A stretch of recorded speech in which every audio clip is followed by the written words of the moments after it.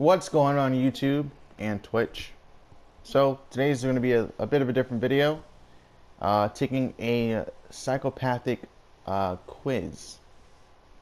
It was devised by Dr. Kevin Dutton, and let's read the disclaimer real quick. This quiz devised by Dr. Kevin Dutton, as I said, is not diagnostic, but it will give you an indication as to where you might fall on the psychopathic scale. Indicate the extent to which you agree or disagree with each statement below. If you strongly agree, then give yourself 3 points. If you agree, to give yourself 2 points. And if you disagree, give yourself 1 point. And if you strongly disagree, give yourself 0 points. Number 1, I rarely plan ahead. I'm a spur of the moment kind of person. Well, I do plan ahead. I plan ahead when I write a book. Well, actually, when I'm uploading a video. Except for right now. Like, there's a lot of scenarios where I don't plan ahead, and there's a lot of scenarios where I do. It depends on, I guess, how important it is to me, what it is that I'm doing, I guess. So if I'm getting ready for a test, then of course I gotta prepare, and I don't want to fail it. So I might plan ahead, studying and such. If I'm scheduling an event, which I've never done, but I guess in terms of videos and stuff, I plan ahead as to what's going to be in that event and what's going to happen. But when I do a Twitch stream, I don't really have anything planned for what I'm going to record. I just kind of record, and that's that.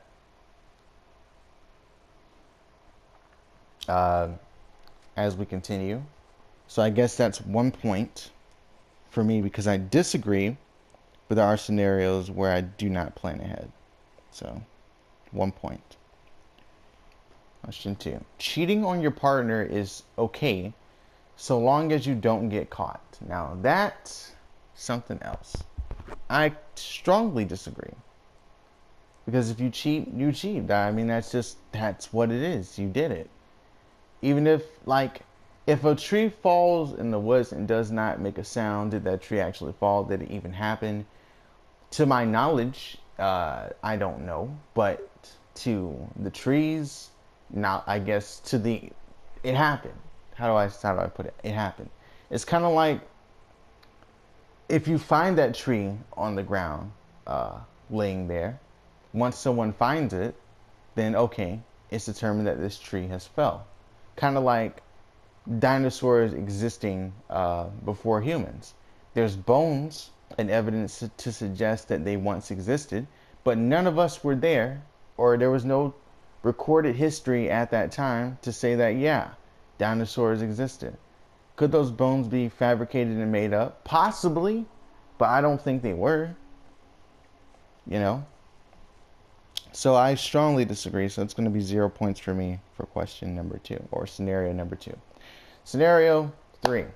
If something better comes along, it's okay to cancel a long-standing appointment. No. Everything that I do, if I start something, I don't want to stop. I don't want to stop it. The only thing, I guess, that I can think of off the top of my head is that I've wanted to stop that long-standing appointment, I guess. Would have to be, well, it's just kind of weird. What do they mean? What do they mean exactly, long-standing appointment? Like, this sounds very generalized because there's no real specifics here. So I guess you can kind of let your mind race and determine what you think the scenario means. So that's how you respond to it. Long-standing appointment.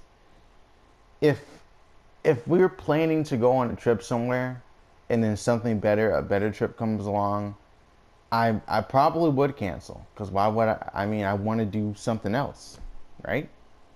This is better. Let's do this. Like, I wanted to be a football player when I was a kid, but I also wanted to be a wrestler. Obviously, you can't. Maybe you can, but I don't think you can do both. At least at the capacity at which I wanted to do them. So I took one away. I didn't really like football as much as I like wrestling, so that's what I focused on. Professional wrestling. So yeah, I guess it's okay. But if you're in a relationship with someone and they and you plan like a trip or whatever with them, then and you cancel it because there's a cheaper, better trip in your opinion. I mean, if the other person doesn't like it, then it's not okay. It's kind of okay with them. Then it's not okay for your relationship, but maybe it's okay for you. I don't know. I'm gonna put agree. Maybe I'm overthinking it, but I think this is the purpose of this whole thing, to really just make you think. Dr. Dutton. Scenario number 4. Seeing an animal injured or in pain doesn't bother me in the slightest. Seeing it doesn't necessarily bother me, but hearing the sounds of them in pain, not really a fan. Now, here's what I mean by that. If I saw a beached whale dying, I guess it would kind of bother me. I guess it would kind of bother me. It wouldn't I wouldn't be devastated or sad or anything. I'd just be like, damn, poor whale, dude. That sucks. Like, I'm glad I'm not that whale. And I feel bad for that whale. It sucks. It's beached and it's sick or whatever and needs help. It sucks. So I guess I'll do I'll do disagree. Because there's some scenarios where it wouldn't bother me, so I guess I'll just do disagree. I can't say I strongly disagree yet. Number 5. Driving fast cars, riding roller coasters, and skydiving appeal to me. Fast cars? No. Roller coasters, for sure. For sure. I love roller coasters. Like, if I go to an amusement park, definitely want to get on whatever roller coaster they got, even if the roller coaster isn't even that crazy. I still want to get on it. Like the Busch Garden roller coasters in Tampa, or the roller coasters in Orlando at Universal Studios or at Disneyland, like Space Mountain at Disneyland. I think there's only one roller coaster in Disneyland, but there's multiple at Universal Studios. Anyways, yeah, I like that stuff. If it's legal to drive a fast car, yeah, I'm down. And if I can go skydiving, I can do it. So I guess strongly agree, yeah. I'm not going to do it and try to kill people, but yeah. 6. It doesn't matter to me if I have to step on other people to get what I want. Depends on what it is. If it's something that I've wanted for a long time and it's there in front of me and I can have it, and someone else also wants that same thing and I gotta get past them, then so be it. I gotta get past them. I wouldn't say I would fight dirty. I wouldn't bring up dirt like some politicians do. I would just try to be better. I guess step on other people, I think that's insinuating that you would fight dirty and you would do something that may be considered fucked up. I don't know. I don't think I would. So I'm going to put disagree. Because you don't really know until you're in that situation. I haven't really been in any situations where I had to step on someone to get ahead. Well, actually, there was a scenario. I remember in 8th grade. I can't remember what I said exactly. But there were some students in my class who were cheating on a math test. They were using MathWheel on their phones. Me having ADHD, I looked around the classroom because I'm easily distracted. I looked all around the room. I saw a few people on their phones, right? The teacher did not look at me at all. So then I didn't say anything. I looked back down and I continued working on whatever it is I was working on, right? Whatever it is I was working on. And when the test was over, we all left for lunch, and I get up. I move slow, so, or at least in terms of leaving the room or whatever classrooms, I'm usually the last one to leave. So I get up. The teacher says, "Hey, what were you looking at when we were looking around the classroom?" I said, "What? I wasn't looking at anything. I was just looking around like I always do." She says, "I'm assuming that she saw, in this case, I'm assuming that she saw the students with their phones out." And she asked, "Did you see anyone on their phone?" And she named the students that I saw, that I guess she knew that I saw. And she said, did you see them on their phone? And I said, no. I said, Cordarius. Or she said, Cordarius, if you're lying, if I find out that you're lying, I'm going to fail you for this test and you'll be in trouble. And soon as she said that, I was like, fuck. Like, I was like, oh shit, dude, I'm in trouble. Now, I was thinking, it's not my fault that these people decided to cheat. They're my friends, but it's not my, like, they're not my, okay. We don't talk. I didn't talk to any of them like that to where they were my friends. I played basketball with some of them, and sometimes I would greet them if I saw them out in public. But it was never really like we hung out together. It wasn't that kind of friend thing. It was just like I knew them, so I feel like I should treat them with that respect and not, pretend like they don't exist. So I said, I didn't see anyone, but if you saw someone, then you saw right. That's what I said. Now, what I was saying in that case is that I'm not going to tell you that someone did it, that someone was cheating. But if they were, and you think they cheated, then you're right. That's all I was saying. Like, she was right in what she saw. I'm not going to admit it, but if you saw it, then you're right. There you go. So I'm going to put 1 because I might. You never know. I might do that. Number 7. I'm very persuasive. I have a talent for getting other people to do what I want. Now, it depends on the person. If they're a friend of mine, I can convince them to do something if I really want them to do something. But there's some people that I know are like really stubborn. It really does depend on the person. It really does. I can convince people to like play a certain game or to talk to a girl that they like or give them advice on things. I can be persuasive in that aspect, but generally I can't really convince anyone to do anything unless I have a connection with them. I can't convince a random person to do something. To be honest, people usually don't listen or value my opinion unless they're like a friend of mine. Otherwise, they don't really care what I have to say, and that's not bad. That's just how it is, at least where I live. So I'm gonna say I disagree. Number 8. I'd be good in a dangerous job because I can make my mind up quickly. Nope. Strongly disagree. Because I have gone to GameStop, I've gone to corner stores, I've gone to Walmart, I have been writing this book for 4 years, I play video games where you can make decisions, and I cannot make a decision on the fly. Can't do it. I can't. I'm very indecisive. Even if it's right there in front of me, if someone who I like I want to be in a relationship with, like a girl, and she says that, hey, do you want to go on a date with me? I would not have a clear, thought out answer to what they asked me in that moment.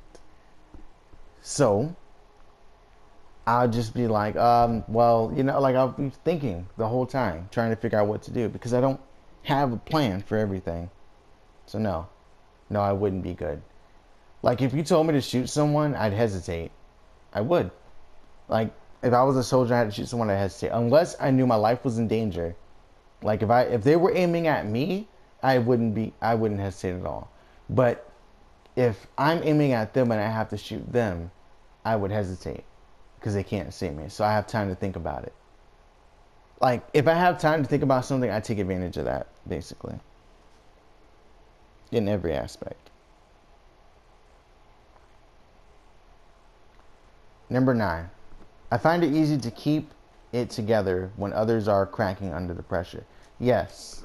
I can be calm when everyone else is not calm. But I can be crazy when everyone else isn't crazy. Like, I can be how do I put it? I remember in ninth grade, we're in Spanish class, and a bunch of students were genuinely scared that a tornado was going to come to the school and like kill everybody, basically, because there was a tornado warning, and it was like a big ass storm, and there definitely was a tornado, but we didn't know how close it was or where it was. So basically, we were just kind of trapped inside the school for a bit, and everyone was scared. Most of the females in the class were scared, except me and my friend Michael. I was like, nothing's gonna happen. No one's gonna die. The tornado's not coming. Everything is fine. But then in another scenario, I might be the only one freaking out about something that doesn't actually matter to everyone else, and everyone doesn't think it's a big deal because it's like in society that they know the social norms, and I don't really know them. So they might be like, hey, it's fine. That's not bad at all. Why would that be bad, you know? So yeah, I strongly agree. I can do it. Yeah, I'll strongly agree with that. It's 3. Number 10. If you're able to con someone, that's their problem. They deserve it. If I trick somebody,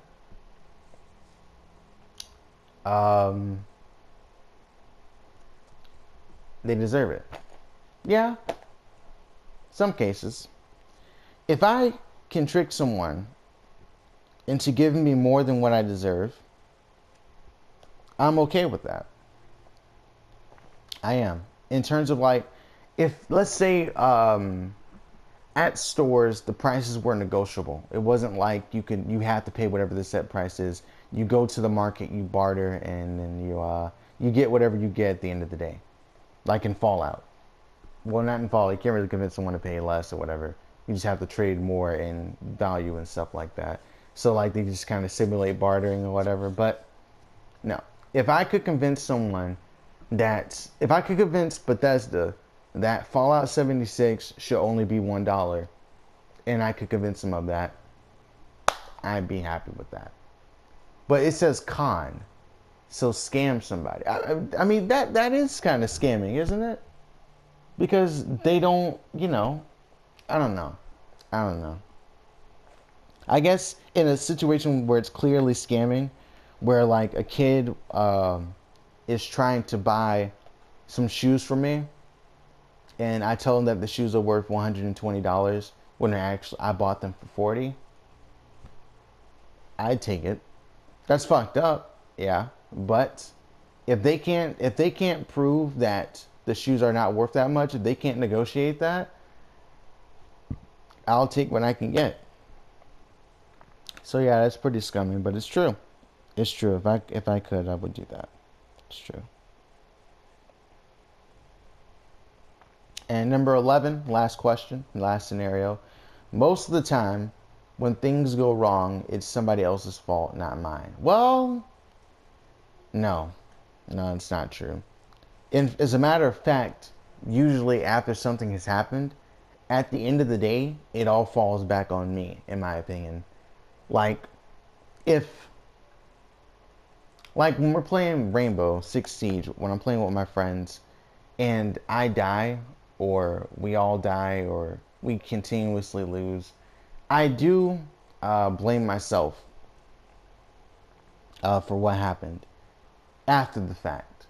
But during it, I'm like, it's their fault. It's because they're cheating, or because they're more skillful than me, like, or whatever. That it's just, why are they didn't try so hard in casual, I wouldn't lose, you know what I mean? So, I don't, but after the fact, I usually say something. I'm going to say I disagree. Now we have to add up our points. So we got 3, 4, 7, 8, 9, 12, 15, 16. So I have 16 points. Okay. So if you've been following along and you kept up with the point system and such,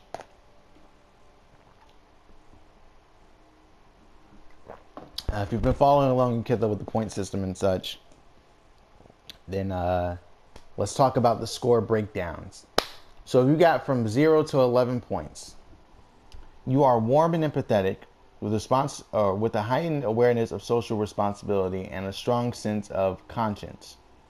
You like to carefully weigh up the pros and cons of a situation before you act and are generally averse to talking or to taking risks. You are very much a people person and dislike conflict. Do unto others are your watchwords.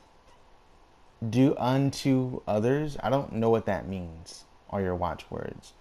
But although you avoid hurting other people or hurting others, those residing at the higher end of the psychopathic spectrum might not be as considerate to stay vigilant to avoid being hurt unnecessarily.